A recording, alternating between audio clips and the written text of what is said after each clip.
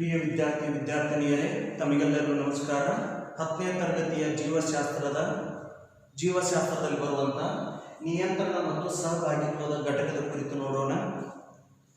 ಒಂದು ಜೀವನ ನಡಿಬೇಕಾಗಿತ್ತಂದ್ರೆ ನಿಯಂತ್ರಣನೂ ಬೇಕು, ಸಹಭಾಗಿತ್ವನೂ ಬೇಕು.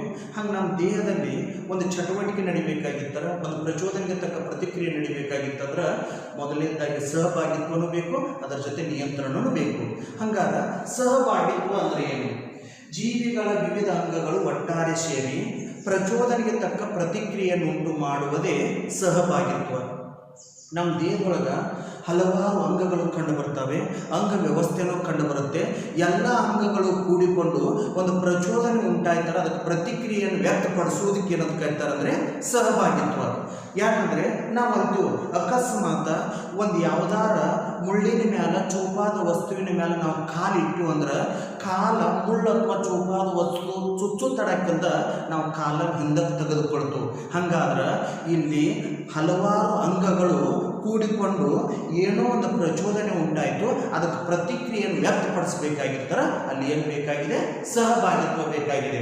ಹಂಗಾರೆ ಸಹಭಾಗಿತ್ವದೊಳಗೆ ಮೊದಲನೇದಾಗಿ ಸೇರುವುದು ಯಾವುದಂದ್ರೆ ನರಮಂಡಲ, ನರ್ವಸ್ ಸಿಸ್ಟಮದ ಪ್ರಮುಖ ಕಾರ್ಯಗಳನ್ನು ನೋಡೋಣ ನಾವು. ಮೊದಲನೇದಾಗಿ ಐಚ್ಛಿಕ ಮತ್ತು ಅನೈಚ್ಛಿಕ ಸ್ನಾಯುಗಳನ್ನು ನಿಯಂತ್ರಣ ಮಾಡುತ್ತೆ. ಐಚ್ಛಿಕ ಮತ್ತು ಅನೈಚ್ಛಿಕ, ನನ್ನ ಮತ್ತು ನಿಮ್ಮ ಇಚ್ಛೆಗೆ ಒಳಪಟ್ಟಿದ್ದರೆ ಅದು ಐಚ್ಛಿಕ, ನನ್ನ ಮತ್ತು ನಿಮ್ಮ ಇಚ್ಛೆಗೆ ಒಳಪಡದಿದ್ದರೆ ಅದು ಅನೈಚ್ಛಿಕ. ನಾವು ಕೈಕಾಲು ನಡಿ ಅಂದ್ರೆ ನಡಿತಾವು, ಕಾಲು ನಡಿ ಅಂದ್ರೆ ನಡಿತಾವು, ಕೈ ಕೆಲಸ ಮಾಡಂದ್ರೆ ಮಾಡ್ತಾವು, ಬಾಯಿ ಮಾತಾಡಂದ್ರೆ ಮಾತಾಡ್ತೈತಿ. ಹಂಗಾರೆ ನನ್ನ ಇಚ್ಛೆಗೆ ನಿಮ್ಮ ಇಚ್ಛೆಗೆ ಒಳಪಟ್ಟಿದೆ ಎಂದರ್ಥ. ಇದು ಐಚ್ಛಿಕ ಸ್ನಾಯು. ಇನ್ನು ಅನೈಚ್ಛಿಕ ಅಂದ್ರೆ ಅವು ತಮ್ಮಷ್ಟು ತಾವ ಕಾರ್ಯವನ್ನು ಮಾಡ್ತಾವು. ಹೃದಯದ ಬಡಿತವನ್ನು ನಿಲ್ಲಿಸಕ್ಕೆ ಸಾಧ್ಯ ಇಲ್ಲ, ಶ್ವಾಸೋಚ್ಛ್ವಾಸ ನಿಲ್ಲಿಸಕ್ಕೆ ಸಾಧ್ಯ ಇಲ್ಲ, ಜಠರದ ಕಾರ್ಯವನ್ನು ನಿಲ್ಲಿಸಕ್ಕೆ ಸಾಧ್ಯ ಇಲ್ಲ, ಮೂತ್ರಜನಕಾಂಗದ ಕಾರ್ಯವನ್ನು ನಿಲ್ಲಿಸಕ್ಕೆ ಸಾಧ್ಯ ಇಲ್ಲ, ಯಕೃತ್ತಿನ ಕೆಲಸವನ್ನು ನಿಲ್ಲಿಸಕ್ಕೆ ಸಾಧ್ಯ ಇಲ್ಲ. ಯಾಕಂದರೆ ಅವು ಅನೈಚ್ಛಿಕ ಸ್ನಾಯುಗಳು. ಅಂಥದ್ರ ಮೇಲೆ ನಿಯಂತ್ರಣ ಮಾಡೋದು ಯಾವುದಲ್ಲ? ನರಮಂಡಲ.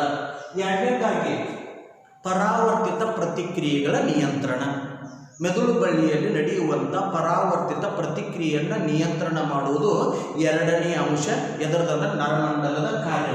ಮೂರನೇದಾಗಿ ಏನು ಮಾಡುತ್ತೆ ಅಂದ್ರೆ ನರಮಂಡಲ ಜ್ಞಾನೇಂದ್ರಿಯಗಳಿಂದ ಅಥವಾ ಪಂಚೇಂದ್ರಿಯಗಳಿಂದ ಬಂದಿರುವಂಥ ಸಂದೇಶಗಳನ್ನು ಸಂಗ್ರಹಣೆ ಮಾಡುತ್ತೆ ಮತ್ತು ವಿಶ್ಲೇಷಣೆ ಮಾಡುತ್ತೆ. ಹಂಗಾರೆ ಕಣ್ಣಿನಿಂದ ಬಂದಿರುವಂಥ ದೃಶ್ಯವನ್ನು ಸಂಗ್ರಹಣೆ ಮಾಡಿಕೊಂಡು ಅದರ ಬಗ್ಗೆ ವಿಶ್ಲೇಷಣೆ. ಹಂಗಾರೆ ಶ್ರವಣ, ಕಿವಿಯಿಂದ ಬಂದಿರುವಂಥ ಸಂದೇಶಗಳ ಸಂಗ್ರಹಣೆ ಮತ್ತು ವಿಶ್ಲೇಷಣೆ. ಇದಕ್ಕೆ ಯಾವುದು ಬೇಕಂದ್ರೆ ನರಮಂಡಲ ಬೇಕು. ಅಷ್ಟಾದ ನರಮಂಡಲ ಯಾಕೆ ಬೇಕಂದ್ರೆ ನಮ್ಮ ತರ್ಕ ಆಗಿರ್ಬೋದು, ನಮ್ಮ ಯೋಚನೆ ಆಗಿರ್ಬೋದು, ನಮ್ಮ ಆಲೋಚನೆ ಆಗಿರ್ಬೋದು, ಇವುಗಳಿಗೆ ಮೂಲಾಧಾರ ಯಾವುದಂದ್ರೆ ನರಮಂಡಲ. ಈ 4 ಅಂಶಗಳನ್ನು ನಾವು ನೆನಪಿಟ್ಕೋಬೇಕು. ಒಂದು, ಐಚ್ಛಿಕ ಮತ್ತು ಅನೈಚ್ಛಿಕ ಸ್ನಾಯುಗಳ ನಿಯಂತ್ರಣ. ಎರಡನೇದ್ದು ಪರಾವರ್ತಿತ ಪ್ರತಿಕ್ರಿಯೆಗಳ ನಿಯಂತ್ರಣ. ಮೂರನೇದ್ದು ಜ್ಞಾನೇಂದ್ರಿಯಗಳಿಂದ ಬಂದಿರುವಂಥ ಸಂದೇಶಗಳ ಸಂಗ್ರಹಣೆ ಮತ್ತು ವಿಶ್ಲೇಷಣೆ.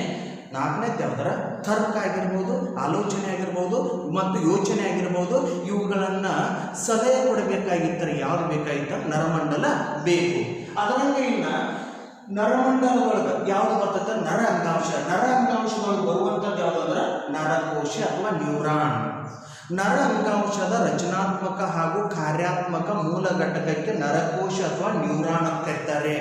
ನ್ಯೂರಾನ್ ಅಂದ್ರೆ ಒಂದು, ನರಕೋಶ ಅಂದ್ರೆ ಒಂದು.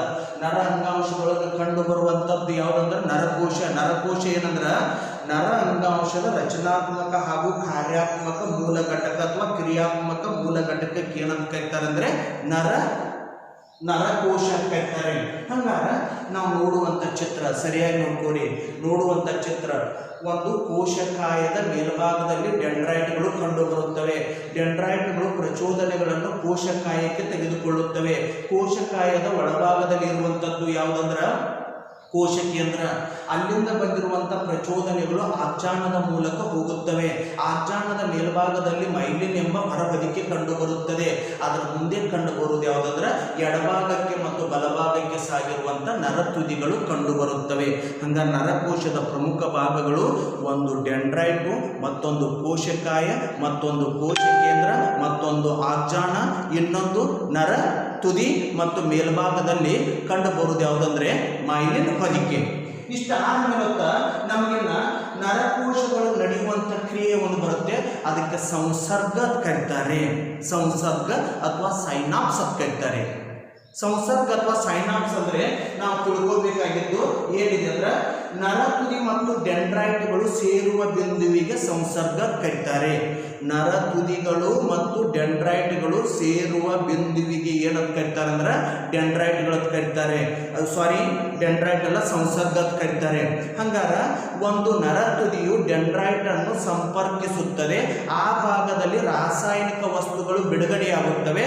ಆ ರಾಸಾಯನಿಕ ವಸ್ತುಗಳ ಬಿಡುಗಡೆಯಿಂದ ವಿದ್ಯುತ್ ಆವೇಗಗಳು ಪ್ರಚೋದನೆಗೊಳ್ಳುತ್ತವೆ. ಹಂಗಾರ ಸಂಸರ್ಗ ನಡೆದಾಗ ಪ್ರಚೋದನೆಗಳು ನಿರಂತರವಾಗಿ ಪ್ರತಿಕ್ರಿಯೆ ಏರ್ಪಾಡಾಗಬೇಕಾಗಿತ್ತಂದ್ರೆ ಒಂದು ನರತುದಿ ಮತ್ತೊಂದು ಡೆಂಡ್ರೈಟ್ ಸೇರಬೇಕು.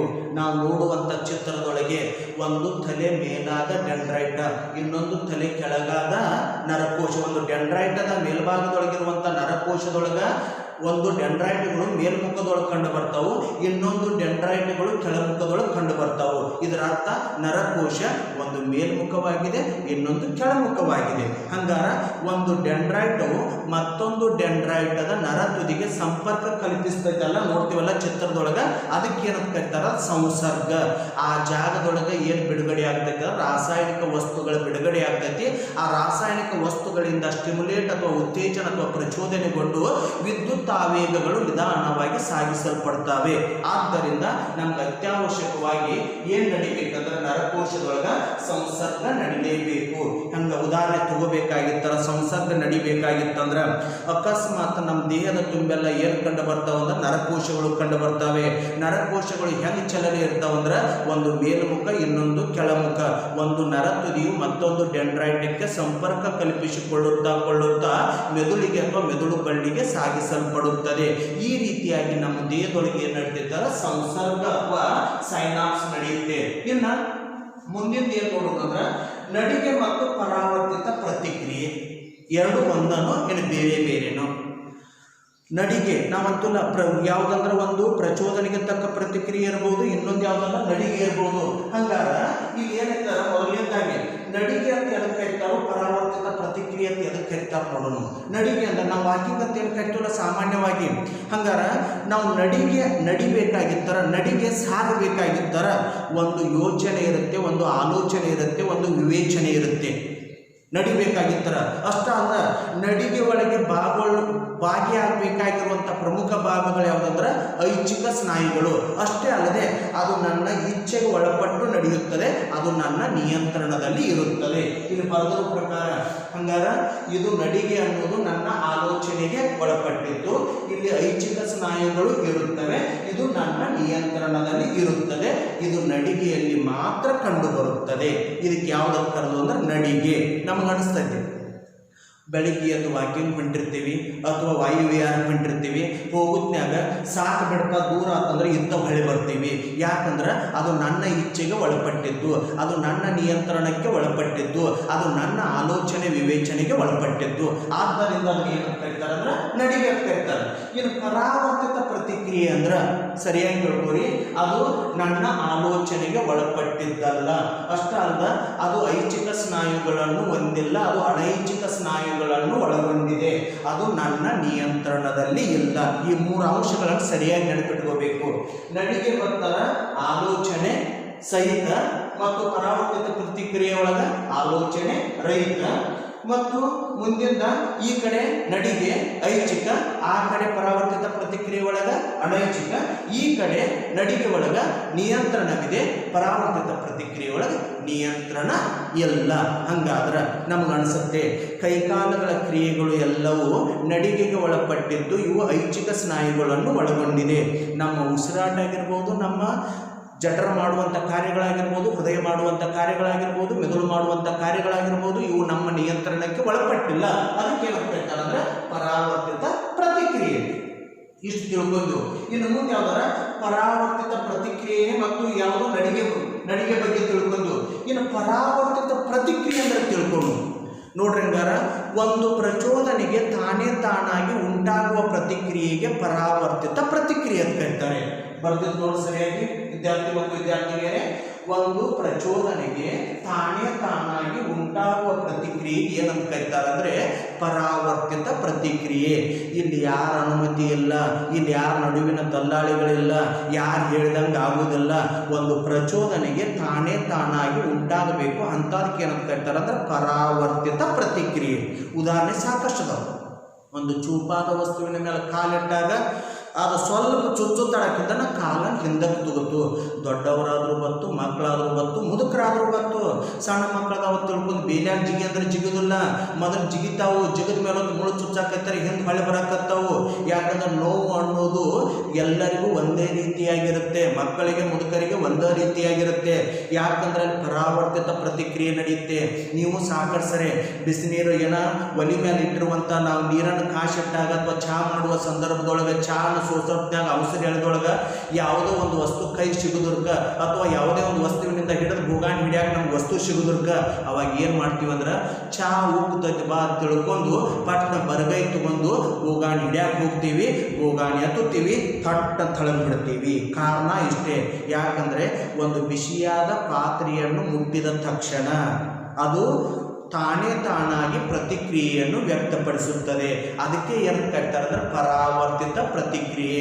ಮಕ್ಕಳನ್ನು ನೋಡ್ರಿ, ಜಗಲಿ ಮುಂದೆ ಫೋಟೋದ ಮುಂದೆ ಏನಾರು ಮೇಣಬತ್ತಿ ಅಥವಾ ದೀಪ ಹಚ್ಚಿಬಿಟ್ಟಾಗ ಮಕ್ಕಳಿಗೆ ನಾವು ಪದೇ ಹೇಳಿಬಿಟ್ಟು ಅಂದ್ರೆ ಅದು ಸುಡ್ತತಿ ಹೋಗಬೇಡ, ಸುಡ್ತತಿ ಹೋಗಬೇಡ, ಅದು ಗೊತ್ತಿಲ್ಲದ ಹೋಗಿ ಸುಟ್ಕೊಂಡು ಬಂದಿರ್ತಾರೆ. ಅದು ಇನ್ನೊಮ್ಮೆ ಆ ಕಡೆ ಹೋಗಕ್ಕೆ ಸಾಧ್ಯವೇ ಇಲ್ಲ. ಯಾಕಂದರೆ ದೀಪದ ಮೇಲೆ ಕೈ ಇಟ್ಟಾಗ ಪ್ರಚೋದನೆಗೆ ತಕ್ಕ ಪ್ರತಿಕ್ರಿಯೆ ಏರ್ಪಾಡಾಗ್ತತಿ. ಅದು ತನ್ನಿಷ್ಟಕ್ಕೆ ತಾನೇ ನಡಿತೈತಿ. ಅದಕ್ಕೆ ನಾವು ಏನಂತ ಕರಿತೀವಿ ಅಂದ್ರೆ ಪರಾವರ್ತಿತ ಪ್ರತಿಕ್ರಿಯೆ. ಸಾಕಷ್ಟುದಾಗಿರ್ತಾವಕ್ಕೆಲ್ಲ ನಮ್ಮಲ್ಲಿ ಹೆಂಗೈತಂದ್ರೆ ಪರಾವರ್ತಿತ ಪ್ರತಿಕ್ರಿಯೆ ಅಂದ್ರೆ ಓಡ್ತಾ ನಮ್ಮ ಕಾಲಿಗೆ ಏನಾರು ಚುಸ್ತಂದ್ರೆ ನಾವು ಕುಂಟಾಕ್ ಚಾಲೂ ಮಾಡ್ತು, ಕೈಗೆ ಏನಾರು ಸುಡು ವಸ್ತು ಹಿಡಿದು ಅಂದ್ರೆ ಹಿಂದಕ್ಕೆ ಕೈ ಎಳ್ಕೋತು, ಚೂಪಾದ ವಸ್ತುವಿನ ಮೇಲೆ ಕಾಲಿಟ್ಟು ಅಂದ್ರೆ ಕಾಲನ್ನು ಹಿಂದಕ್ಕೆ ಎಳೀತು. ಇದು ನಮಗೆ ಯಾರ ಅನುಮತಿ ಇಲ್ಲ, ತಂದೆ ಹೇಳಬೇಕು, ತಾಯಿ ಹೇಳಬೇಕು ಅನ್ನುವಂಥ ಯಾವುದೇ ಅವಶ್ಯಕತೆ ಇಲ್ಲ. ಯಾಕಂದರೆ ಒಂದು ಪ್ರಚೋದನೆಗೆ ತಾನಾಗಿ ನಡೆಯುವ ಪ್ರತಿಕ್ರಿಯೆ, ಅದನ್ನು ನಾವು ಏನಂತ ಕರಿತೀವಿ ಅಂದ್ರೆ ಪರಾವರ್ತಿತ ಪ್ರತಿಕ್ರಿಯೆ. ಇನ್ನು ಪರಾವರ್ತಿತ ಪ್ರತಿಕ್ರಿಯೆ ಹೆಂಗೆ ನಡೀತೈತೆ ಅನ್ನೋದಕ್ಕೆ ಏನಂತ ಕರೀತಾರೆ ಅಂದ್ರೆ ಪರಾವರ್ತಿತ ಛಾಪ್ ಅಂತ ಕರೀತಾರೆ. ಪರಾವರ್ತಿತ ಛಾಪ್ ಅಂದ್ರೆ ಸರಿಯಾಗಿ ನೋಡ್ಕೊಳ್ಳೋದಿಲ್ಲ. ಪ್ರಚೋದನೆ ಉಂಟಾದಾಗಿನಿಂದ ಪ್ರತಿಕ್ರಿಯೆ ಏರ್ಪಾಡಾಗುವವರೆಗೆ ನರ ಸಂದೇಶಗಳು ಹಾದು ಹೋಗುವ ಮಾರ್ಗಕ್ಕೆ ಪರಾವರ್ತಿತ ಛಾಪ್ ಅಂತ ಕರೀತಾರೆ. ಸರಿಯಾಗಿ ತಿಳ್ಕೊರಿ. ಒಂದು ಪ್ರಚೋದನೆ ಉಂಟಾದಾಗಿನಿಂದ ಪ್ರತಿಕ್ರಿಯೆ ಏರ್ಪಾಡಾಗುವವರೆಗೆ ನರ ಸಂದೇಶಗಳು ಹಾದು ಹೋಗುವ ಮಾರ್ಗಕ್ಕೆ ಏನಂತ ಕರೀತಾರೆ ಅಂದರೆ ಪರಾವರ್ತಿತ ಛಾಪ್ ಅಂತ ಕರೀತಾರೆ. ಯಾಕಂದ್ರೆ ಒಂದು ಕ್ರಿಯೆ ನಡಿಬೇಕಾಗಿತ್ತರ ಒಂದು ಕ್ರಿಯೆ ಇನ್ನೊಂದು ಪ್ರತಿಕ್ರಿಯೆ, ಒಂದು ಪ್ರಚೋದನೆ ಮತ್ತೊಂದು ಪ್ರತಿಕ್ರಿಯೆ, ಇದು ನಡಿಬೇಕಾಗಿತ್ತರ ಹಲವಾರು ಮಾರ್ಗಗಳ ಮೂಲಕ ಸಂದೇಶಗಳು ಹಾದು ಹೋಗಿ ಬರಬೇಕಾಗಿರ್ತತಿ. ನಾವು ಅಂತಿಲ್ಲ, ನಾವು ಎಲ್ಲಿಂದ ಬಂದೆವು ಅಂದ್ರೆ ಊರಿಂದ ಬಂದೆವು ಅಂತ ಅಷ್ಟೇ ಅಂತೀವಿ. ಊರಿಂದ ಬರಬೇಕಾಗಿತ್ತಂದ್ರೆ ಅಲ್ಲಿ ವಾಹನಗಳ ಸೌಕರ್ಯ ಹೆಂಗಿತ್ತು, ರಸ್ತೆ ಮಾರ್ಗವು ಹೆಂಗಿತ್ತು, ನಾವು ಯಾವ ಹಾದಿಲೆ ಹಾದು ಬಂದೆವು, ನಮಗೆ ಯಾರು ಸಹಾಯ ಮಾಡಿದ್ರು, ನಮ್ಮನ್ನು ಯಾರು ಕರ್ಕೊಂಡು ಬಂದರು, ಹಿಂಗೆ ಹಲವಾರು ವಿಧಾನಗಳು ಅಗೋಚರವಾಗಿರ್ತವೆ. ಆ ಅಗೋಚರವಾದಂಥ ವ್ಯವಸ್ಥೆಯನ್ನು ತಿಳಿಸ್ಕೊಡುವುದೇ ಯಾವುದಂದರೆ ಪರಾವರ್ತಿತ ಛಾಪ್. ಹಂಗಾರೆ ಒಂದು ಪ್ರಚೋದನೆ ಉಂಟಾದಾಗಿನಿಂದ ಪ್ರತಿಕ್ರಿಯೆ ಏರ್ಪಾಡುವವರೆಗೆ ನರ ಸಂದೇಶಗಳು ಹಾದು ಹೋಗುವ ಮಾರ್ಗಕ್ಕೆ ಏನಂತ ಕರೀತಾರೆ ಅಂದರೆ ಪರಾವರ್ತಿತ ಛಾಪ್ ಅಂತ ಕರೀತಾರೆ. ಹಂಗಾರೆ ಪರಾವರ್ತಿತ ಛಾಪ್ದೊಳಗೆ 5 ಘಟಕಗಳು ಪ್ರಮುಖವಾಗಿ ಕಂಡು ಬರ್ತವೆ. ಒಂದನೇದು ಯಾವುದಂದ್ರೆ ಗ್ರಾಹಕ ಕೋಶಗಳು, ಎರಡನೇದ್ದು ಜ್ಞಾನವಾಹಿ ನರಕೋಶಗಳು, ಮೂರನೇದ್ದು ಕ್ರಿಯಾವಾಹಿ ನರಕೋಶಗಳು, ನಾಲ್ಕನೇದ್ದು ಸಂಬಂಧ ಕಲ್ಪಿಸುವ ನರಕೋಶಗಳು, ಐದನೇದ್ದು ಕಾರ್ಯನಿರ್ವಾಹಕಗಳು. ಸರಿಯಾಗಿ ತಿಳ್ಕೋಬೇಕು ವಿದ್ಯಾರ್ಥಿನಿಯರೇ. ನೋಡ್ರಿ ಹಂಗಾರ ಪರಾವರ್ತಿತ ಛಾಪ್ ನಡಿಬೇಕಾಗಿತ್ತರ ಅಂದ್ರೆ ಒಂದು ಪ್ರಚೋದನೆಗೆ ತಕ್ಕ ಪ್ರತಿಕ್ರಿಯೆ ಏರ್ಪಾಡಾಗಬೇಕಾಗಿತ್ತಂದ್ರೆ ಎಷ್ಟು ಜನ ಸಹಾಯ ಮಾಡ್ತಾರಂದ್ರೆ 5 ಜನ ಸಹಾಯ ಮಾಡ್ತಾರೋ. ನಿಮಗೂ 6 ಮಂದಿ ಶಿಕ್ಷಕರು ಎಲ್ಲ ವಿಷಯವನ್ನು ಬೋಧನೆ ಮಾಡಿದಾಗ ನೀವು ಒಂದು ಪರೀಕ್ಷೆಯಲ್ಲಿ ಯಾವ ರೀತಿ ಉತ್ತೀರ್ಣರಾಗ್ತಿರಲ್ಲ, ಹಂಗೆ ಪ್ರಚೋದನೆಗೆ ತಕ್ಕ ಪ್ರತಿಕ್ರಿಯೆ ನಡಿಬೇಕಾದ್ರೆ 5 ಘಟಕಗಳು, 5 ಅಂಶಗಳು, 5 ಪಾಯಿಂಟ್ಗಳು ಅತ್ಯವಶ್ಯಕವಾಗಿ ಬೇಕೇ ಬೇಕು. ನಾವು ಒಂದು ಚಿತ್ರ ಚಿತ್ರ ಕಾಣಿಸ್ತೈತಿ ನೋಡ್ರಿ. ಆ ಚಿತ್ರದೊಳಗೆ ಏನೇನು ಕಾಣಿಸ್ತೈತಾರ, ಒಂದು ಗ್ರಾಹಕ ಕಾಣಿಸ್ತೈತಿ, ಮತ್ತೊಂದು ಜ್ಞಾನವಾಹಿ ನರಕೋಶ ಕಾಣಿಸ್ತೈತಿ, ಮತ್ತೊಂದು ಕ್ರಿಯಾವಾಹಿ ನರಕೋಶ ಕಾಣ್ತೈತಿ, ಮತ್ತೊಂದು ಸಂಬಂಧ ಕಲ್ಪಿಸುವ ನರಕೋಶ ಕಾಣ್ತೈತಿ, ಮತ್ತೊಂದು ಯಾವ್ದು ಕಾಣಿಸ್ತೈತಾರ, ಕಾರ್ಯನಿರ್ವಾಹಕ ಕಾಣಿಸ್ತೈತಿ. ಮೊದಲನೇ ನಾನು ಯಾವ್ದ್ರ ಬಗ್ಗೆ ತಿಳ್ಕೊಂಡ್ರ ಗ್ರಾಹಕ. ಗ್ರಾಹಕ ಅಂದ್ರೆ ನಿಮಗೂ ಗೊತ್ತೈತಿ, ನಾವು ಪಂಚೇಂದ್ರಿಯಗಳನ್ನ ಗ್ರಾಹಕ ಕರಿತೀವಿ. ನೋಡಂಗಾರ ಪ್ರಚೋದನೆಗಳನ್ನು ಸ್ವೀಕಾರ ಮಾಡುವಂಥ ಪ್ರಮುಖ ಭಾಗಗಳೇ ಗ್ರಾಹಕ ಕೋಶಗಳು. ಹಂಗಾರ ಗ್ರಾಹಕರ ಅಂದ್ರೆ ಯಾರಂದ್ರೆ ನಿಮಗೂ ಗೊತ್ತೈತಿ. ಗ್ರಾಹಕರಂದ್ರೆ ಸ್ವೀಕಾರ ಮಾಡೋರು. ಏನು ಸ್ವೀಕಾರ ಮಾಡೋರು ಅಂದ್ರೆ ಪ್ರಚೋದನೆಗಳನ್ನು ಸ್ವೀಕಾರ ಮಾಡೋರು ಯಾರು ಅಂದ್ರೆ ಗ್ರಾಹಕರು. ಫಾರ್ ಎಕ್ಸಾಂಪಲ್, ಅದು ಕಿವಿ ಆಗಿರ್ಬೋದು, ಕಣ್ಣಾಗಿರ್ಬೋದು, ನಾಲಿಗೆ ಆಗಿರ್ಬೋದು, ಮೂಗಾಗಿರ್ಬೋದು ಮತ್ತು ಚರ್ಮ ಆಗಿರ್ಬೋದು. ಇವ ಜ್ಞಾನೇಂದ್ರಿಯಗಳು, ಇವ ಪಂಚೇಂದ್ರಿಯಗಳು. ಇವುಗಳನ್ನು ಏನಂತ ಕರೀತಾರೆ ಅಂದ್ರೆ ಗ್ರಾಹಕ. ಎತ್ ಕರೀತಾರೆ ಗ್ರಾಹಕ. ಹಂಗಾರ ಹೊರಗಡೆ ಇರುವಂಥ ಪ್ರಚೋದನೆಗಳು ಮೊಟ್ಟ ಮೊದಲನೇದಾಗಿ ಪಂಚೇಂದ್ರಿಯಗಳ ಮೂಲಕ ದೇಹವನ್ನು ಸೇರುತ್ತವೆ. ಆ ಪಂಚೇಂದ್ರಿಯಗಳಿಂದ ಪ್ರಚೋದನೆಗಳನ್ನು ಸ್ವೀಕಾರ ಮಾಡುವ ಭಾಗಗಳೇ ಯಾವಂದ್ರೆ ಗ್ರಾಹಕಗಳು. ಹಂಗಾರೆ ಗ್ರಾಹಕಗಳಂದ್ರೆ ಏನು ತಿಳ್ಕೊಂಡ್ರಿ, ಜ್ಞಾನೇಂದ್ರಿಯಗಳು ತಿಳ್ಕೊಂಡ್ರಿ. ಏನು ಮುಂದೆ ಜ್ಞಾನವಾಹಿ ನರಕೋಶ. ಹಂಗಾರ ಗ್ರಾಹಕದಿಂದ ಬಂದಿರುವಂಥ ಪ್ರಚೋದನೆಗಳನ್ನು ಮೆದುಳು ಬಳ್ಳಿಗೆ ಸಾಗಿಸಲ್ಪಡುವಂಥ ಕೋಶಕ್ಕೆ ಜ್ಞಾನವಾಹಿ ನರಕೋಶ ಕರೀತಾರೆ. ಹಂಗಾರೆ ಗ್ರಾಹಕದಿಂದ ಪ್ರಚೋದನೆಗಳು ಬಂದು ಆ ಪ್ರಚೋದನೆಗಳನ್ನು ನೇರವಾಗಿ ಎಲ್ಲಿ ಕಳಿಸ್ತಾರಂದ್ರೆ ಮೆದುಳು ಬಳ್ಳಿಗೆ ಕಳಿಸ್ತೈತಿ. ಮೆದುಳು ಬಳ್ಳಿಗೆ ಕಳಿಸಬೇಕಾಗಿತ್ತ ಅಲ್ಲಿ ಯಾವ್ದು ಬೇಕಾದ್ರೆ ಜ್ಞಾನವಾಹಿ ನರಕೋಶ. ಮತ್ತು ಇನ್ನೊಂದು ಸರಿಯಾಗಿ ಕೇಳ್ಕೊರಿ, ಕ್ರಿಯಾವಾಹಿ ನರಕೋಶ ಅಂತ ಮತ್ತೊಂದು ಬರ್ತೈತಿ. ಜ್ಞಾನವಾಹಿ ನರಕೋಶವು ಪ್ರಚೋದನೆಗಳನ್ನು ಎಲ್ಲಿ ಕಳಿಸಿಬಿಟ್ಟು ಮೆದುಳು ಬಳ್ಳಿಗೆ. ಮೆದುಳು ಬಳ್ಳಿ ಏನು ಮಾಡಿತು, ಪ್ರಚೋದನೆಗೆ ತಕ್ಕ ಪ್ರತಿಕ್ರಿಯೆಯನ್ನು ಉಂಟು ಮಾಡಿತು. ಅಂಥ ಪ್ರತಿಕ್ರಿಯೆಗಳನ್ನು ಕಾರ್ಯನಿರ್ವಾಹಕಕ್ಕೆ ಕಳಿಸಿಕೊಡೋದು ಯಾವುದಂದ್ರೆ ಕ್ರಿಯಾವಾಹಿ ನರಕೋಶ. ಹಂಗಾರ ಪ್ರಚೋದನೆಗಳನ್ನು ಸ್ವೀಕಾರ ಮಾಡುವುದು ಗ್ರಾಹಕ, ಪ್ರಚೋದನೆಗಳನ್ನು ಮೆದುಳು ಬಳ್ಳಿಗೆ ಸಾಗಿಸುವುದು ಜ್ಞಾನವಾಹಿ ನರಕೋಶ. ಪ್ರಚೋದನೆಗೆ ತಕ್ಕ ಪ್ರತಿಕ್ರಿಯೆಗಳು ಮೆದುಳು ಬಳ್ಳಿಯಲ್ಲಿ ಏರ್ಪಟ್ಟಾಗ ಅದನ್ನು ಕಾರ್ಯನಿರ್ವಾಹಕಕ್ಕೆ ಕಳಿಸಿಕೊಡುವುದು ಯಾವುದಂದ್ರೆ ಕ್ರಿಯಾವಾಹಿ ನರಕೋಶ. ಇಲ್ಲಿ ಜ್ಞಾನವಾಹಿ ಮತ್ತು ಕ್ರಿಯಾವಾಹಿಯ ಮಧ್ಯದಲ್ಲಿ ಒಂದು ನರಕೋಶ ಬರುತ್ತೆ, ಅದಕ್ಕೆ ಸಂಬಂಧ ಕಲ್ಪಿಸುವ ನರಕೋಶ. ನಾವು ಅಂತೀವಲ್ಲ, ಬಟನ್ ಅಲ್ಲೈತಿ, ಬಲ್ಬ್ ಇಲ್ಲೈತಿ, ಬಟನ್ ಬಡದ್ರೆ ಬಲ್ಬ್ ಹತ್ತೈತಿ. ಖರೆ ಬಟನ್ಗೆ ಮತ್ತು ಬಲ್ಬ್ಗೆ ಕನೆಕ್ಷನ್ ಕೊಡ್ಬೇಕಾದ್ರೆ ವೈರ್ ಇರಬೇಕು. ಅಂಥ ಕನೆಕ್ಷನ್ ಆಗಿ ಯಾವ ಸಹಾಯ ಮಾಡ್ತಾರೆ, ಸಂಬಂಧ ಕಲ್ಪಿಸುವ ನರಕೋಶ. ಅಂದರೆ ಅಲ್ಲಿ ಜ್ಞಾನವಾಹಿ ತಂದಿರುವಂಥ ಪ್ರಚೋದನೆಗಳನ್ನು ಮೆದುಳು ಬಳ್ಳಿಗೆ ಬಂದಾಗ ಅಲ್ಲಿ ಪ್ರಚೋದನೆಗೆ ತಕ್ಕ ಪ್ರತಿಕ್ರಿಯೆಗಳು ಏರ್ಪಟ್ಟಾಗ ಕ್ರಿಯಾವಾಹಿ ನರಕೋಶವು ಎಲ್ಲಿ ಕಳಿಸ್ತೈತೆ ಅಂತ ಹೇಳಿ ಕಾರ್ಯನಿರ್ವಾಹಕ ಕಳಿಸ್ತೈತಿ. ಹಂಗೆ ಜ್ಞಾನವಾಹಿ ಮತ್ತು ಕ್ರಿಯಾವಾಹಿ ನರಕೋಶಗಳನ್ನು ಸಂಬಂಧ ಕಲ್ಪಿಸಿಕೊಡುವ ಕೊಂಡಿಗೆ ಏನಂತ ಕರೀತಾರೆ ಅಂದರೆ ಸಂಬಂಧ ಕಲ್ಪಿಸುವ ನರಕೋಶ ಕರೀತಾರೆ. ಇದರ ಕೆಲಸ ಏನಿಲ್ಲ, ಆ ಕಡೆ ಆದೈತಿ, ಈ ಕಡೆ ಇದೈತಿ, ಈ ಸಂದೇಶಗಳನ್ನು ಒಂದಕ್ಕೊಂದು ರವಾನೆ ಆಗಲಿಕ್ಕೆ ತಿಳ್ಕೊಂಡು ಅವರ ನಡುವೆ ಸಂಯೋಜನೆ ಅಥವಾ ಅದರ ನಡುವೆ ಜೋಡಣೆ ಮಾಡುವಂಥ ಕೆಲಸ ಯಾವುದು ಮಾಡ್ತೈತೆ ಅಂದರೆ ಸಂಬಂಧ ಕಲ್ಪಿಸುವ ನರಕೋಶ. ಇನ್ನೊಂದು ಕೊನೆಯದಾಗಿ ಕಂಡು ಬರ್ತೈತಿ ಕಾರ್ಯನಿರ್ವಾಹಕ. ನಮ್ಗೆಲ್ಲರಿಗೂ ಗೊತ್ತೈತಿ ಕಾರ್ಯನಿರ್ವಾಹಕ ಅಂದ್ರೆ ಈಗ ಏನಾಗಿ ಬಂದೈತೆ ಅಂದ್ರೆ ಮೆದುಳು ಬಳ್ಳಿ ಒಳಗೆ ಪ್ರಚೋದನೆಗೆ ತಕ್ಕ ಪ್ರತಿಕ್ರಿಯೆ ಏರ್ಪಾಡಾಗೈತಿ. ಆ ಪ್ರತಿಕ್ರಿಯೆಗಳನ್ನು ಹೊತ್ಕೊಂಡು ಬಂದಿದ್ದು ಯಾವುದಂದ್ರೆ ಕ್ರಿಯಾವಾಹಿ ನರಕೋಶ. ಆ ಕ್ರಿಯಾವಾಹಿ ನರಕೋಶಗಳು ಎಲ್ಲಿ ತಂದು ಬಿಟ್ಟಾವಂದ್ರೆ ಕಾರ್ಯನಿರ್ವಾಹಕಕ್ಕೆ ತಂದು ಬಿಟ್ಟಾವು. ಕಾರ್ಯನಿರ್ವಾಹಕಕ್ಕೆ ತಂದು ಬಿಟ್ಟಾವ ಅಂದಮೇಲತ್ತ ಆ ಪ್ರಚೋದನೆಗೆ ತಕ್ಕ ಪ್ರತಿಕ್ರಿಯೆಯನ್ನು ಉಂಟಾಗಿತ್ತಲ್ಲ, ಆ ಪ್ರತಿಕ್ರಿಯೆಯನ್ನು ವ್ಯಕ್ತಪಡಿಸುವಂಥ ಪ್ರಮುಖ ಭಾಗಕ್ಕೆ ಏನಂತ ಕರೀತಾರೆ ಅಂದ್ರೆ ಕಾರ್ಯನಿರ್ವಾಹಕ. ಅದು ತನ್ನ ಕೆಲಸವನ್ನು ಮಾಡಿಬಿಡ್ತೈತಿ, ಪ್ರತಿಕ್ರಿಯೆಯನ್ನು ವ್ಯಕ್ತಪಡಿಸ್ತೈತಿ. ಉದಾಹರಣೆ ತಗೋಬೇಕಾಗಿತ್ತಂದ್ರೆ ಎಲ್ಲರೂ ಮನ್ಯಾಗ ಊಟದ ಉಪ್ಪಿನಕಾಯಿಯನ್ನು ಬಳಕೆ ಮಾಡ್ಕೊತೀವಿ. ನೋಡ್ರಿ ಹಂಗಾರ ಉಪ್ಪಿನಕಾಯಿ ಅಂತ ನೋಡಿದ್ದು ಕಣ್ಣ, ಉಪ್ಪಿನಕಾಯಿ ಅಂತ ಕೇಳಿದ್ದು ಕಿವಿ, ಹಂಗೆ ತಿಳ್ಕೊಂಡು ಉಪ್ಪಿನಕಾಯಿಗೆ ರುಚಿ ಬರಲಿಲ್ಲ. ಹಂಗಾರೆ ನಾಲ್ಗೆ ಮ್ಯಾಲ ಒಂದಿಷ್ಟು ಉಪ್ಪಿನಕಾಯಿ ಹಚ್ಚಿ ಬಿಟ್ಟು ಅಂದ್ರೆ ಅಲ್ಲಿ ರಸಾಂಕುರದೊಳಗೆ ಆ ರುಚಿ ಇಳಿತಾರ.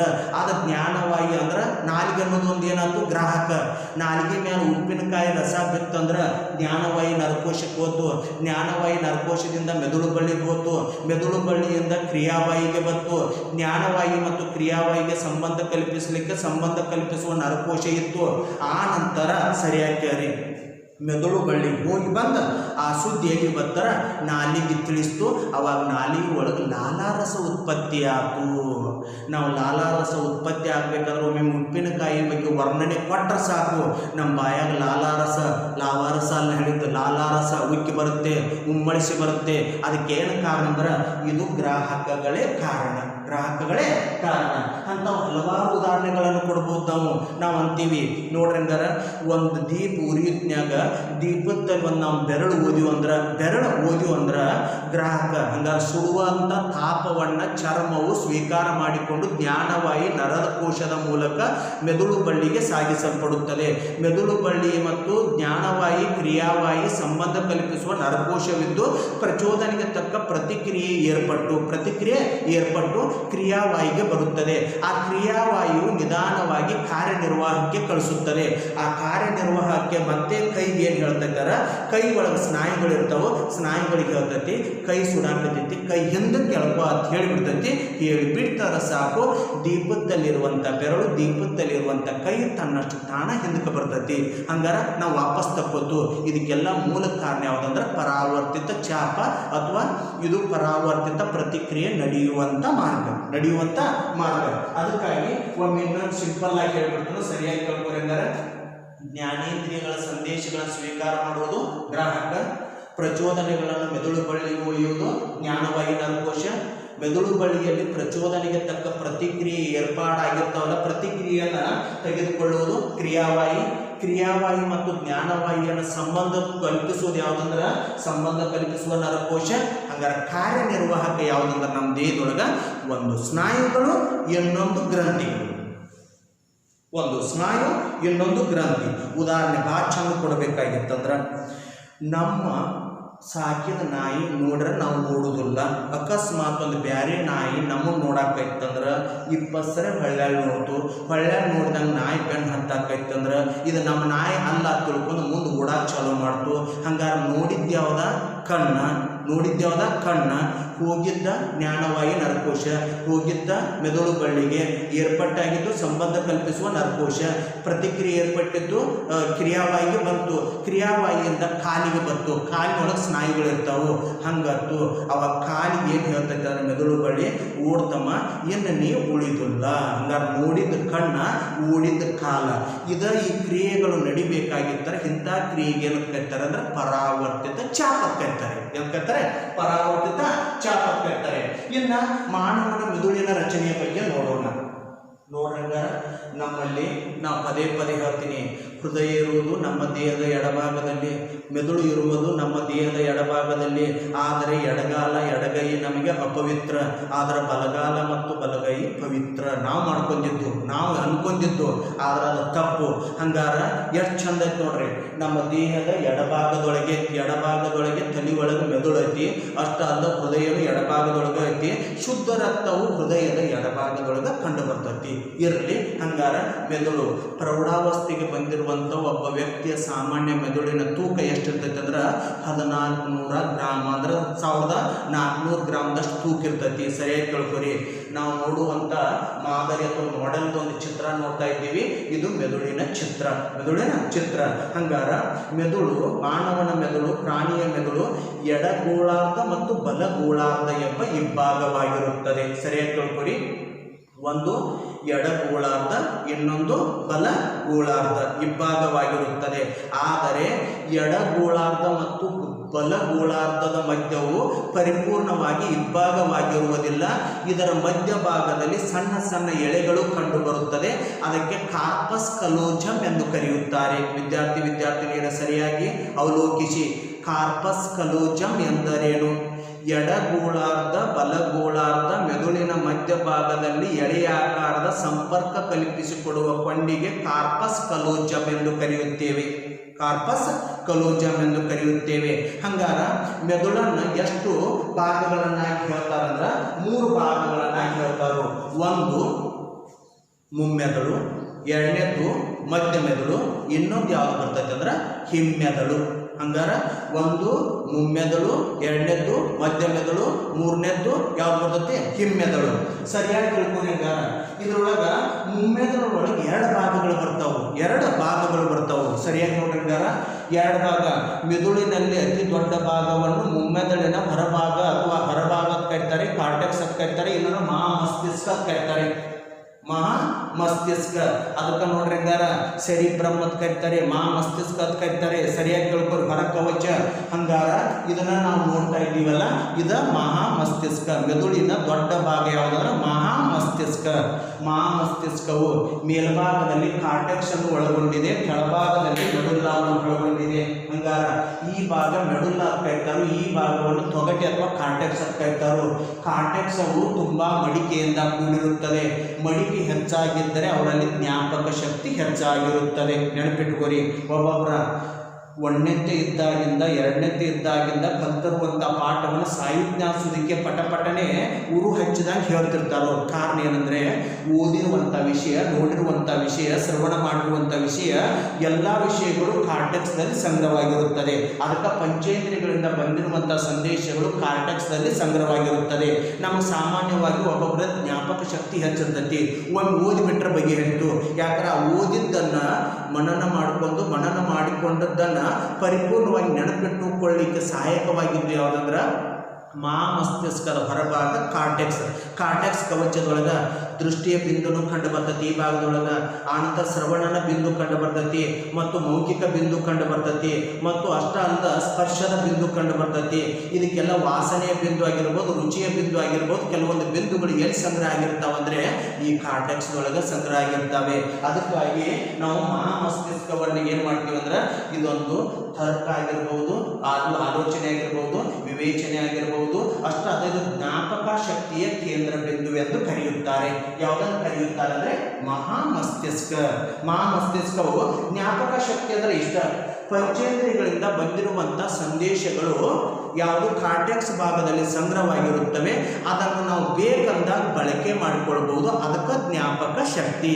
ನಾವು ಮೊಬೈಲ್ ಅಂತ ಕರಿತೀವಲ್ಲ, ಮೊಬೈಲ್ದೊಳಗೆ ಬಂದಿರುವಂಥ ಸಂದೇಶಗಳನ್ನು ಇನ್ಬಾಕ್ಸ್ದೊಳಗೆ ಹಾಕೊಂಡು ಸೇವ್ ಮಾಡ್ಕೊಂಡಿರ್ತೀವಿ. ನಾವು ಬೇಕಂದಾಗ ಅವನ್ನು ಓಪನ್ ಮಾಡ್ತೀವಿ. ಹಾಗೆ ನಮ್ಮ ಬಾಡಿ ಒಳಗೆ ಮೊಬೈಲ್ ಸೇವ್ ಬಾಕ್ಸ್ ಯಾವುದಂದ್ರೆ ಮಹಾ ಮಸ್ತಿಷ್ಕ.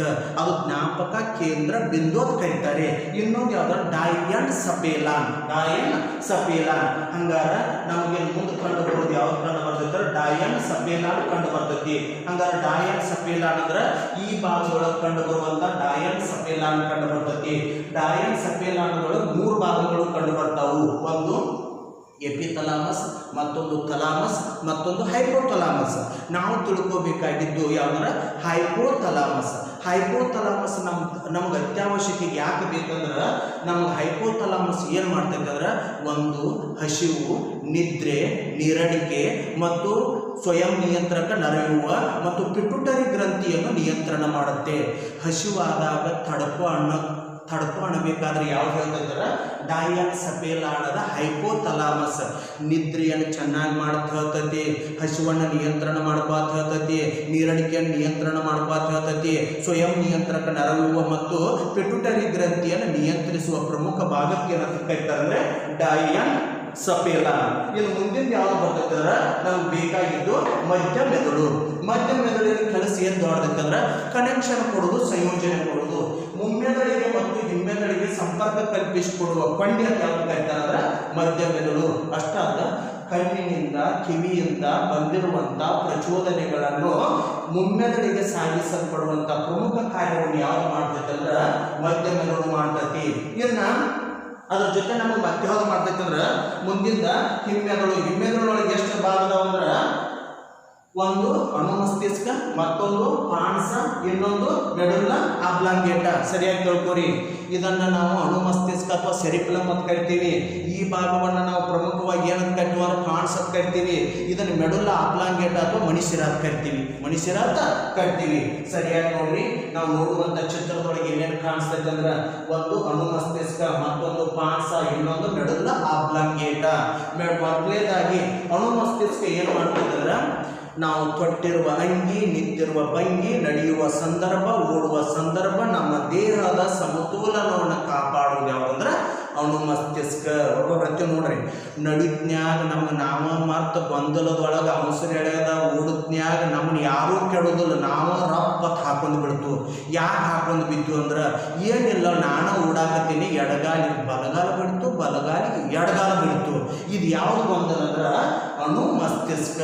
ಅಣು ಮಸ್ತಿಷ್ಕ ನಾವು ಹೇಳಬೇಕು ಮೊದಲು. ಯಾಕಂದ್ರೆ ನಾನು ನಡಿಯಾಕತ್ತೇನೆ, ನಾವು ಗೊಂದಲದೊಳಗೆ ನಡಿಯಾಕತ್ತಿದ್ವು ಅಂದ್ರೆ, ಕೆಲವೊಂದು ಗುಂಗಿನೊಳಗೆ ನಡಿಯಾಕತ್ತಿದ್ವು ಅಂದ್ರೆ, ಕೆಲವೊಂದು ಚಿಂತೆ ಒಳಗೆ ನಡಿಯಾಕತ್ತಿದ್ವು ಅಂದ್ರೆ ನಮ್ಗೆ ಅಣು ಮಸ್ತಿಷ್ಕ ಹಾದಿ ತಪ್ಪಿಸ್ತೈತಿ. ಅದಕ್ಕಾಗಿ ನಾನು ಗೆಲ್ಲಬೇಕಾದ್ರೆ ನನ್ನ ಸಮತೋಲನ ಕಾಪಾಡ್ತೈತಿ, ನಡಿಬೇಕಾದ್ರೆ ನನ್ನ ಸಮತೋಲನ ಕಾಪಾಡ್ತೈತಿ. ಅಣು ಮಸ್ತಿಷ್ಕ ಏನು ಹೇಳ್ತೈತಿ ಅಂದ್ರೆ, ನಾವು ನಡೆಯುವ ಸಂದರ್ಭದಲ್ಲಿ ಕೈಕಾಲು ಹಿಂದ ಮುಂದೆ ಮಾಡುವುದರ ಜೊತೆಗೆ ಕೈಗಳು ಸುಲಿಕೆ ಏನು ಹಿಂದ ಮುಂದೆ ಮಾಡ್ತಾವು. ಹಿಂದ ಮುಂದೆ ಯಾಕೆ ಮಾಡ್ತಾವಂದ್ರೆ ರೆಕ್ಕೆಗಳು ಪಕ್ಕ ಬಡದ ತಮ್ಮ ಸಮತೋಲನ ಕಾಪಾಡ್ತಾವು. ನಮ್ಮ ಕೈಗಳು ಹಿಂದಕ್ಕೆ ಮುಂದಕ್ಕೆ ಹೋಗಿ ನಮ್ಮ ದೇಹದ ಸಮತೋಲನವನ್ನು ಕಾಪಾಡ್ತಾವು. ಅದಕ್ಕೆ ಯಾವ್ದು ಬೇಕಾದ್ರೆ ಅಣು ಮಸ್ತಿಷ್ಕ. ಇನ್ನೊಂದು ಯಾವುದಂದ್ರೆ ಪಾನ್ಸ್. ಇದೇ ನೋಡಿರುವಂಥ ಚಿತ್ರ ಪಾನ್ಸ್. ಪಾನ್ಸ್ ಏನು ಮಾಡುತ್ತೆ ಅಂದ್ರೆ ನಮ್ಮ ಮುಖದ ಭಾವ ಮತ್ತು ಆಹಾರ ಅಗಿಯುವಿಕೆಯನ್ನು ನಿಯಂತ್ರಣ ಮಾಡುತ್ತದೆ. ಆಹಾರ ಒಂದು ತುತ್ತನ್ನು ಇಷ್ಟು ಅಗಿಬೇಕಂತ ತಿಳ್ಕೊಂಡು ಹೇಳ್ತೈತಿ. ಸಣ್ಣಾಗಿಲ್ಲ ಸಂಕೀರ್ಣವಾಗಿರುವಂಥ ಯಾವುದೋ ಕಣಗಳನ್ನು ಸಣ್ಣ ಸಣ್ಣ ಕಣಗಳನ್ನಾಗಿ ಪರಿವರ್ತನೆ ಮಾಡು ಅನ್ನೋದು ಯಾವ ಥರ ಫ್ರಾನ್ಸ್ ಅಂದ್ರೆ ಫ್ರಾನ್ಸ್ ಅಲ್ಲ, ನೈಜೀರಿಯಾ ಮತ್ತು ಫ್ರಾನ್ಸ್ ಮತ್ತು ಅಮೇರಿಕಾ ಮತ್ತು ಅಲ್ಲ, ಫ್ರಾನ್ಸ್. ಇದು ಏನು ಮಾಡುತ್ತೆ ಅಂದರೆ ಫ್ರಾನ್ಸ್ ಸಣ್ಣ ದೊಡ್ಡದಾಗಿರುವಂಥ ಕಣಗಳನ್ನು ಚಿಕ್ಕ ಕಣಗಳನ್ನಾಗಿ ಪರಿವರ್ತನೆ ಮಾಡಲಿಕ್ಕೆ, ಆಹಾರ ಅಗಿಲಿಕ್ಕೆ ಸಹಾಯ ಮಾಡ್ತೈತೆ. ಇನ್ನೊಂದು ಎದಕ್ಕೆ ಸಹಾಯ ಮಾಡ್ತೈತೆ ಅಂತ ಏನಂದ್ರೆ ಮುಖದ ಭಾವ ಎಷ್ಟು ಚಂದ ಐತೆ ನೋಡ್ರಿ. ಬೇಕಾದವ್ರು ಬಂದಿದ್ದಾರಂದ್ರೆ ಮನೆಗೆ, ನಮಗೆ ಬೇಕಾದವ್ರು ಬೀಗ್ರ ಬಿಜ್ರ ನೆಂಟ್ರ ಅಣ್ಣತಮ್ಮರ ನಮಗೆ ಬೇಕಾದವ್ರು ಅತಿಥಿಗಳು ಏನಾರು ಇದ್ರಂದ್ರೆ ಮುಖ ಮಾರುದ್ದು ಹಿಗ್ತೈತಿ, ಇಲ್ಲಂದ್ರೆ ರಬ್ಬರ್ ಥರ ಕುಗ್ಗುತ್ತೈತಿ. ಹಿಗ್ಗುದು ಕುಗ್ಗುದು. ನಾವು ಮಂದಿನ ನೋಡಿ ಖುಷಿ ಪಡೋದು ಎದರಿಂದ ಅಂದ್ರೆ ಅದಕ್ಕೆ ತರ್ತಾಳೆ ಮಂದಿ ಏನಂತಾರೆ ಕೇಳಿ, ಹಳ್ಳಿ ಒಳಗತ್ತಾರು ಬೆಲ್ಲ ಇಲ್ಲದ ಕಟ್ಟುವತ್ತಕ್ಕ ಬೆಲ್ಲದಂತ ಎರಡು ಮಾತು ಇರಬೇಕಂತ. ಆ ಮಾತುಗಳ ಮುಖದ ಲಾವಣ್ಯವನ್ನು ಹೆಚ್ಚು ಮಾಡ್ತಾವು, ಸೌಂದರ್ಯವನ್ನು ಹೆಚ್ಚು ಮಾಡ್ತಾವು. ಈ ಪಾನ್ಸ್ ಏನು ಮಾಡ್ತಕ್ಕಂದ್ರೆ ಮುಖದ ಭಾವ. ನಾವಂತೂ ಮಕ್ಕಳಿಗೆ ನಿಮಗೇನಾರು ಅದೇ ವಿದ್ಯಾರ್ಥಿನಿಯರೇ ನಿಮ್ಮ ಒಂದು ಚಿಟಿಗೆ ಸಕ್ರೆ ಪಟ್ಟಂದ್ರೆ ಬಾಯ ಹಾಕೊಂಡು ಕರಮ್ ತಿಂದು ಖುಷಿ ಪಡ್ತೀರಿ. ಅದ ಜಾಗದಾಗ ಒಂದಿಟ್ಟು ಹಾಗಲಕಾಯಿ ಹೆಚ್ಚು ಪಟ್ಟಂದ್ರೆ ಮುಖ ಕಿಂಚ ಚೆನ್ನಾಗಿ ಮಾಡ್ತೀರಿ. ಇದು ಮುಖದ ಭಾವವನ್ನು ನಿಯಂತ್ರಣ ಮಾಡೋದು ಯಾವ್ದು? ಪಾನ್ಸ್. ಅದು ಪಾನ್ಸ್. ಇನ್ಯಾವ್ದಾರ ಮೆಡುಲ್ಲ ಆಬ್ಲಾಂಗೇಟ ಅಥವಾ ಮಣಿಸಿರ ಕಟ್ತಾರೆ. ಇದು ನಮ್ಮ ದೇಹದೊಳಗೆ ಏನು ಮಾಡ್ತೈತೆ, ಅನೈಚ್ಛಿಕ ಕ್ರಿಯೆಗಳನ್ನು ನಿಯಂತ್ರಣ ಮಾಡುತ್ತೆ. ಅನೈಚ್ಛಿಕ ಕ್ರಿಯೆಗಳಂದ್ರೆ ನಮ್ಮ ಹೃದಯ ಬಡಿತವನ್ನು ನಿಯಂತ್ರಣ ಮಾಡುತ್ತೆ, ನಮ್ಮ ರಕ್ತದೊತ್ತಡವನ್ನು ನಿಯಂತ್ರಣ ಮಾಡುತ್ತೆ, ಜಠರದಲ್ಲಿ ನಡೆಯುವ ಕ್ರಿಯೆಗಳನ್ನು ನಿಯಂತ್ರಣ ಮಾಡುತ್ತೆ, ಗ್ರಂಥಿಗಳು ಉತ್ಪತ್ತಿ ಮಾಡಿರುವಂಥ ರಸವನ್ನು ಸುಲಿಕೆ ನಿಯಂತ್ರಣ ಮಾಡುತ್ತೆ. ಅಷ್ಟೇ ಅಲ್ಲ, ನಮ್ಮಲ್ಲಿ ವಾಂತಿ ಮತ್ತು ವಾಕರಿಕೆಯನ್ನು ನಿಯಂತ್ರಣ ಮಾಡುವಂಥ ಪ್ರಮುಖ ಭಾಗ ಯಾವುದಂದ್ರೆ ಮೆಡುಲ್ಲ ಆಬ್ಲಾಂಗೇಟ. ಇವತ್ತು ಇಲ್ಲಿ ತನಕ ಸಾಕು. ಉಳಿದುದನ್ನು ಮುಂದಿನ ಪೀರಿಯಡ್ ಒಳಗೆ ನೋಡೋಣ. ಎಲ್ಲರಿಗೂ ನಮಸ್ಕಾರ.